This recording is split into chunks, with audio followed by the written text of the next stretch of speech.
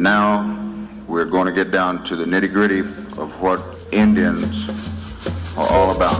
I still say we Indian people are believers in the truth. This is the way of life that was given to your people. You're born an Indian, you're going to die an Indian. Indianness is a good life. You're facing an Indian this afternoon. This week on Muskogee Vision, Wednesday, May 8th marked Victory in Europe Day, memorializing the unconditional surrender of Nazi Germany in World War II. In honor of the sacrifices of our Muskogee Creek veterans, we bring you this special edition from The Vault. This archived material was edited for broadcast in the allotted time. To view the full program, visit the Muskogee Vision YouTube channel, and while you're there, subscribe. Thanks for watching Muskogee Vision.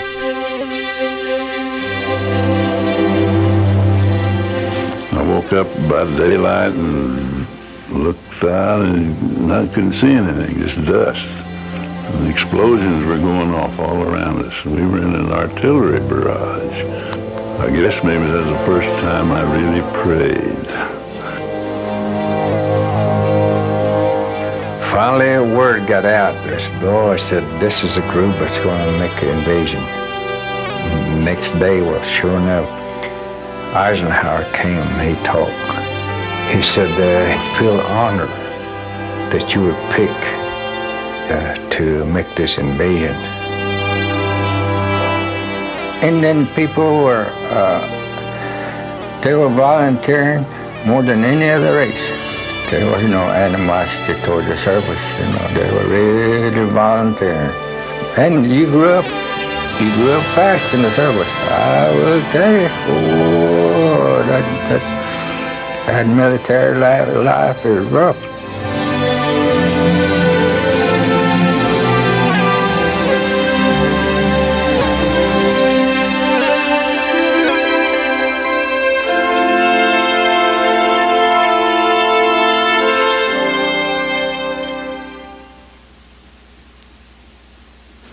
In the 30s, I was going to school at Kellerville. And so we had ball team, And then during the summer, we had a independent team. So we played ball all the way around. Of course, when we had depression, we weren't starving because we had everything we needed on the farm, with the exception money. Money we didn't have, but growing everything that we needed, well, we was well, provided. I took agriculture when I was up at Chilocco, and for about a year or two I was the president of the Future Farmers of America there at the Chilocco Indian School, and then I played, I was in the band. While I was there too, I learned to play the saxophone. Well, I was still in high school. I graduated in '41 from high school, and we just were not aware of that. We were more interested in whether Preston was going to beat Schulter in a ball game. There was nothing else to really do in those days, except, they had church meetings. Oh my God, they really did have church meetings. I mean, people really went to church. An Indian man that had little money, and he'd have ball teams in the summer, down to church, down to Big Sikta. And we'd go off, every week we'd go off somewhere and play these other churches, And then Sunday morning, people, they have cars. They used to ride horses mostly, and you could hear people walking, coming down the road. They would be singing, and at the school they would have a place there for them to have church. Then we had our little hometown. They had entertainments, and through the week, on every Saturday night, we had what we call street dance, and that's where I learned how to dance, and I enjoyed it. I formed a little dance band while I was there too. I one drummer and one flute guitar player. I had a guitar player and then a bass fiddle player and myself. There were just 5 of us, and we just get together on the weekends or somewhere we could get away from everybody, where we wouldn't bother anybody. We would play to our heart's content. We didn't use no music, we just played by ear. At the age of about between 14 and 15, learned to barber. So I started doing that. I charged students 10 cents a haircut. There's another Indian guy around here had money, and he had a basketball team. And we played basketball all winter. We had pretty good success, too. We had good teams. Every church brought their own set of tents. And they could cover this area here all over, just nothing but tents to come into the church convention and association. Those 2 were the biggest meetings. And they went for, I guess, the whole week. They'd come in first of the week and stay clear through Sunday. And they really, well, same way the other way too. Storm dances. They had storm dances between the church and the stomp. You didn't have too much to do. In those days, there wasn't no bus. On a rainy day, well, here come a kid down the road just a hauling, singing on, carrying on. And we'll be pouring down and raining, and we go to the school, and we have muddy shoes. Our clothes just be wet. We'd be sitting in the desk. I remember my mother was working, but we didn't get to eat till about 9 o'clock at night even. You know, bring home some bologna so we could eat, wake us up to eat supper. A lot of us still burned kerosene lamps. That was the only lighting we had. A lot of us still got our water from water wells. We didn't have running water. And you know, when you speak with Native Americans about pre-war, you're talking about people who still lived in rather primitive conditions. And so a lot of the things that were happening in other parts of the world just made no impact because we didn't have the means to observe that. We didn't know too much about it. I didn't anyway, about world events until Pearl Harbor happened, you know, and then that woke everybody up, I guess. I ask that the Congress declare that since the unprovoked and dastardly attack by Japan on Sunday, December 7th, 1941, a state of war has existed between the United States and the Japanese Empire. I'd heard about the Japanese bombing Pearl Harbor, but I guess I didn't know too much about history. I didn't even know where Pearl Harbor was, and never had heard of it. Fortunately, one of my roommates had a radio, and so I was listening to the music and doing my studying, and then all of a sudden, this voice came in and said that Pearl Harbor had been bombed. Well, I didn't have any idea where Pearl Harbor was, and I could not understand why it was so important that they break in on this musical program and deliver this message. Well, like I said, we didn't have no kind of radio where we could hear what was going on. It was more or less neighbors discussing, telling, you know. I went to the show that afternoon, and when I got back up to the campus, I don't know who the person was, but some student told me that they bombed Pearl Harbor. He said, Japanese has bombed Pearl Harbor. We're at war with Japan. Now he says, speaking to us recruits that just joined the company, he said, no, you those just came in the company. This is where you show your stuff. You know, it's going to be real McCoy. And that's what I say. Oh man, just feel like just feel like if you had died, that whole warm feeling just goes over your whole body. You knew you was going to be taken sometime or another. And when I got drafted. Well, gosh, Lord, said, I don't know anything about fighting. Don't know anything about and you see them tanks and everything, you know. And said, I tell you, it's gonna be something I don't know nothing about. Maybe 5 of us in our community, you know, went. So the community always had services for their boys in service overseas. Well, my mother, she was hurt, but when I get about ready to go overseas, well, I told her, forget that I was here. Just worry about these other boys, because I know that I wasn't coming back. I told my mother I'm going, you know, and she just said, well, good luck, I guess, and hope you make it all right, you know. Mother said, well, they said she had a boy already in there already. She said there was enough worry by him being in there already. And now she said, I'm going to go, she said. And so she said she just about got sick over it. A lot of times they just shake hands with you and just turn around. They just couldn't take it. My aunt, too, when I was getting ready to go to town, you know, being Indian, they have ways.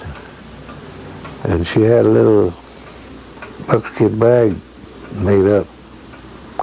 She had a string on it, and she said, here, I want you to wear this. She said, wear it all the time. She said, you'll never be thirsty. And she gave me that when I left. And I wore that thing every day, I think, till I got home. Oh, my uncle, when he was taking me to town, he said, he was talking Creek, it went like this. He said, when you're going to become a soldier, he said, you're going to have to carry a gun. He said, when you shoot, he said, I want you to shoot and make that first shot count.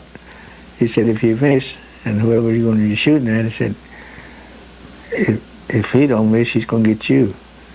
But at that time, I believe it was John Davis, who was chief at that time, and he gave a short farewell speech to the fellows, you know, and he told us that he would keep us in prayer, and told us that I'm sure that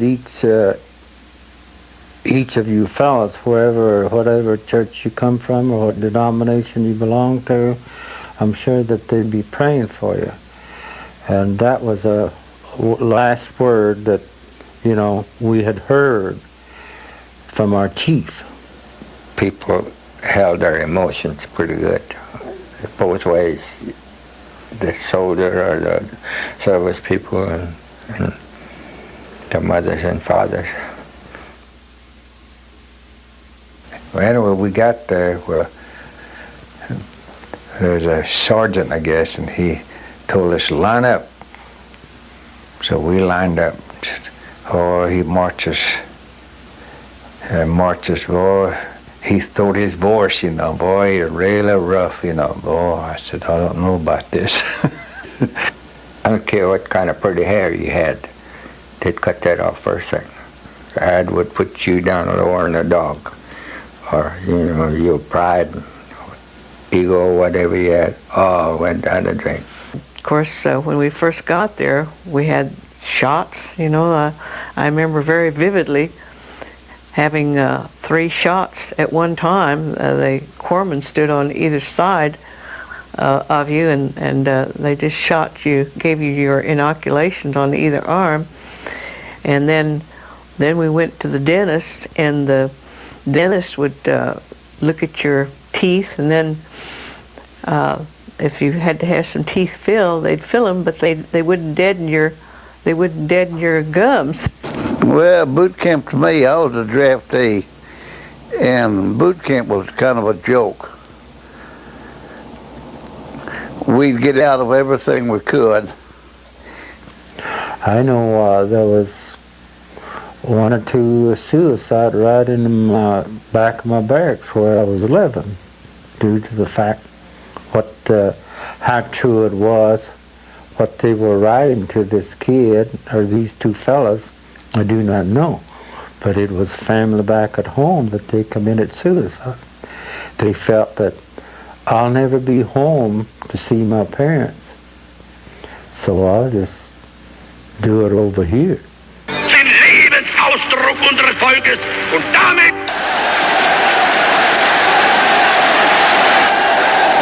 Ich will heute wieder ein Prophet sein.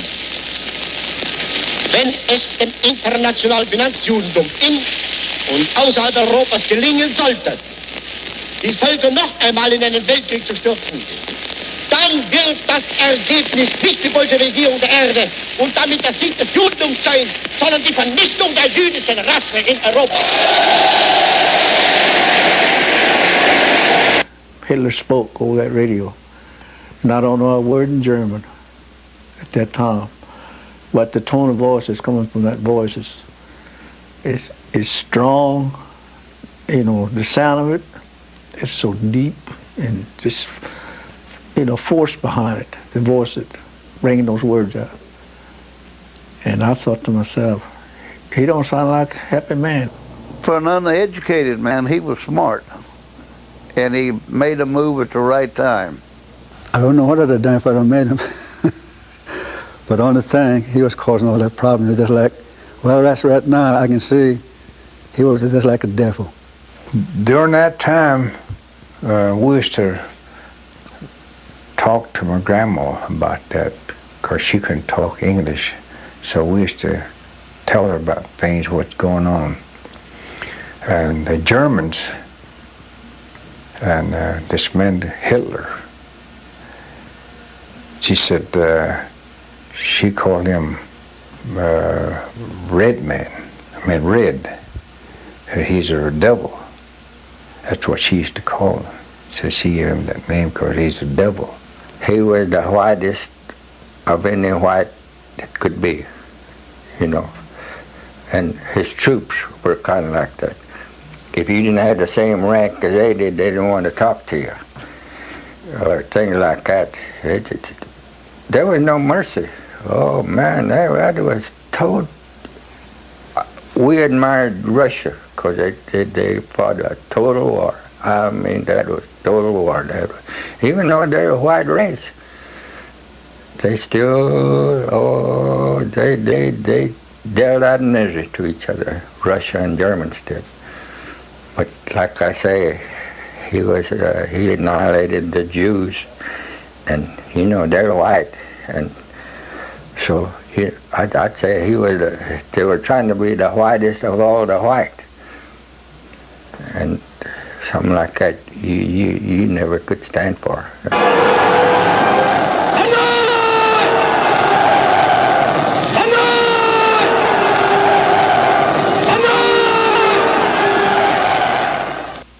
They were real soldiers, those Japs. They wouldn't give up. A lot of times, if they were surrounded or knew they couldn't get out, they'd commit suicide. A lot of them did that. They felt it was an honor to die for the emperor.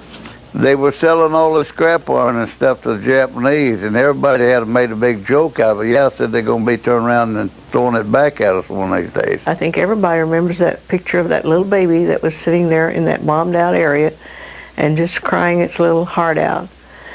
And I saw then that the Japanese just had no real compassion for other people, and some of our guys found that out for real down the road.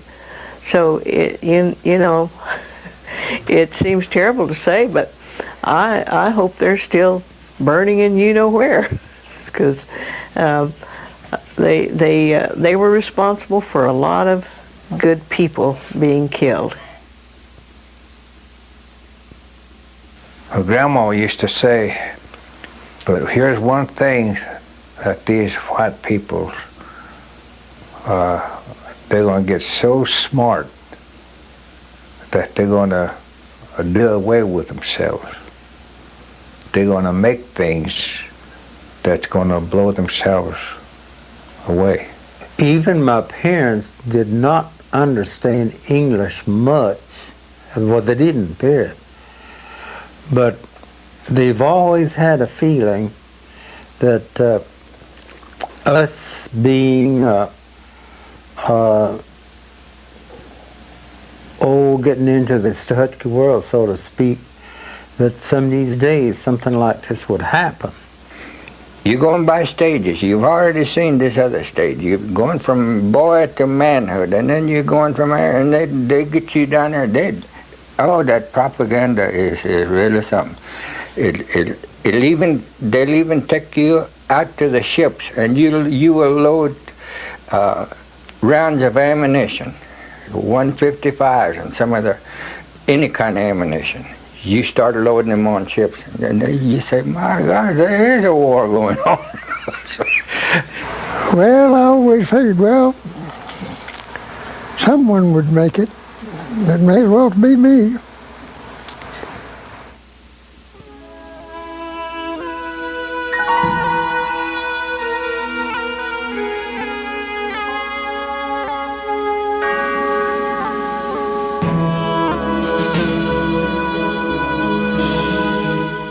Grandma used to say, then there's going to be a war. And they said the Indians going to be called to fight along with the white people. She said there's going to be a lot of Indians going to lose their lives. Long time ago, when the Indians used to get into war with the soldiers way back there. But here now, said we come now and said when they have a war, well, we're going to be fighting right along with the soldiers.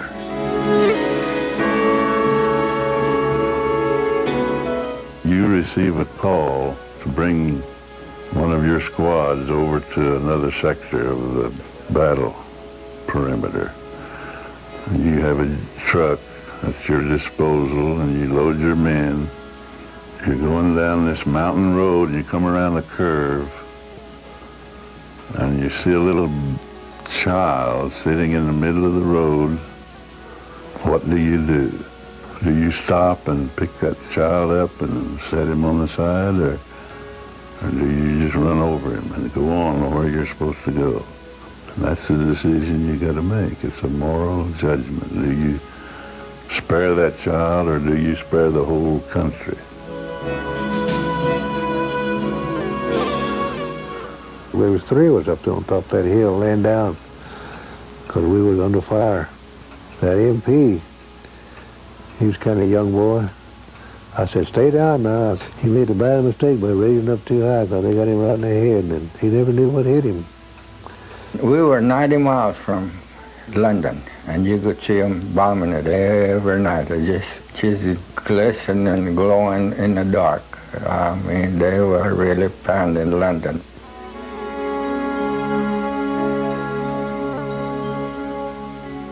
Well, just lost cause because we didn't have anything, no artillery or anything other than World War I stuff. I didn't fear nothing because I know that I was dead, and I didn't fear nothing. One of the Marines I went with, this friend of his had become so despairing that he just took his own gun and just blew his brains out. I know one particular guy, he wrote to his wife every night, never missed a night. He used to tease him, George, why do that? I said, well, maybe somebody is dating my wife, but I'm going to keep up this correspondence. Maybe when I get home, if I get home, I'll see him. That's why I'm doing this. And this old pilot won't know if we want to go riding with test flight. We flew with him, but he used to be Hitler's private pilot way back when the war first started. He said Hitler was a rug beater, he called him. He said he'd get mad, get down on the floor and beat on the rug and chew on it and scream and holler, and then he'd get up, and he said he was all right then. But he said he'd throw a tantrum and he'd just get out on the floor and beat on it and chew on the rug, and he called him a rug beater all the time. There wasn't nothing up there to keep the Japs from coming on. One fellow there at Nicholasville, they gave a water treatment, stuck a hose in his mouth and turned the water on and held his nose and everything. Just forced water in until he killed him. I was directing the tank dozer. The guy's falling, getting hit. You can tell his jaw was getting by himself. But there's another group back of you. Everybody's falling. What didn't, they barely made it. And I get hit late that evening.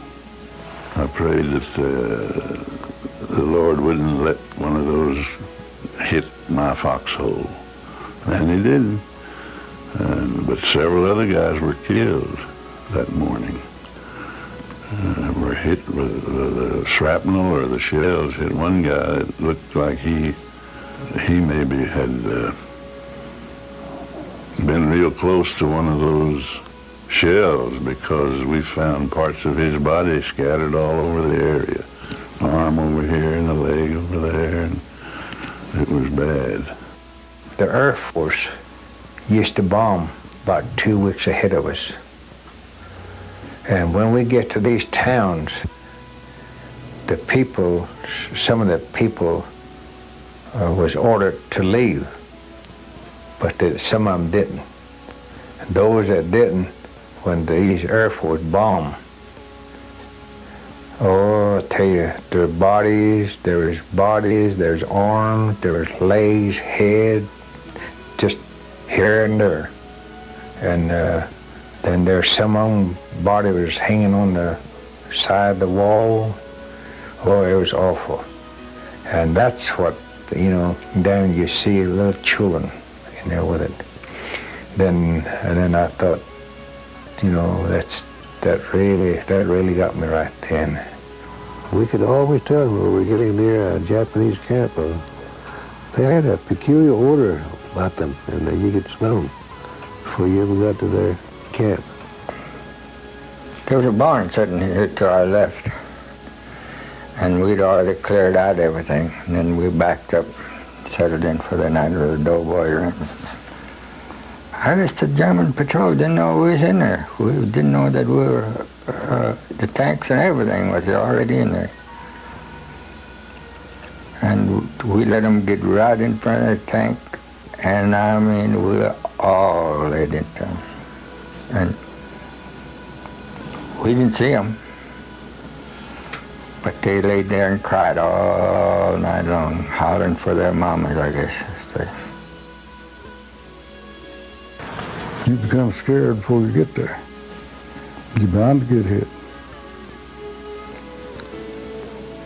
They told us about that. We'll be bear if you come back. One night we had to go out and meet another squad, maybe a jeep some meet us towards the end of the line. And then we come back and was going to go about 1 o'clock that night. And our post had reported they heard some heavy equipment out that way. And what's going to go, I guess them boys must have been shaking. I could feel that floor shaking. I didn't know what had happened after the Japs come in there. They took us to an old Spanish prison, Bilibid prison. And then they shipped me out to Nicholasville. Well, Nicholasville, they were real bad. One fellow there at Nicholasville, they fastened him up, tied his hand behind his back, and fastened him up to lay him in the tree there for 2 or 3 days till he passed out and died.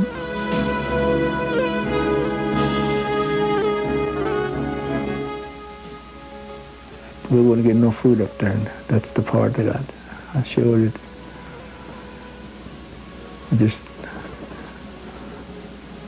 I don't know just what to say, but your body can take so much, and